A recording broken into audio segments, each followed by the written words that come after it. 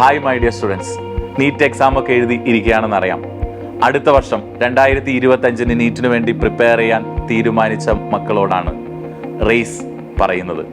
കഴിഞ്ഞ 20 വർഷക്കാലമായി കേരളത്തിലെ കുട്ടികൾക്കൊപ്പം രക്ഷിതാക്കൾക്കൊപ്പം റേസ് ഉണ്ട്. റേസ് റിപ്പീറ്റേഴ്സ് ബാച്ചുകൾ ഈ വരുന്ന 15-ാം തീയതി മുതൽ ആരംഭിക്കുകയാണ്.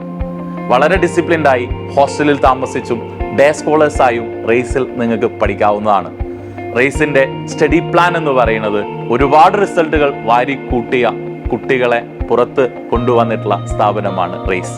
കഴിഞ്ഞ വർഷം 6th റാങ്ക് നേടിയ നീറ്റിന് കേരള 6th റാങ്ക് നേടിയ ഫാദിൽ അബ്ദുള്ള പഠിച്ചിറങ്ങിയ ക്യാമ്പസാണ് റേസ്.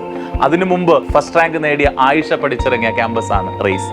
ഒരുപാട് സ്കോളർഷിപ്പുകൾ അടുത്ത റിപ്പീറ്റേഴ്സ് ബാച്ചിനായി റേസ് കാത്തുവച്ചിട്ടുണ്ട്.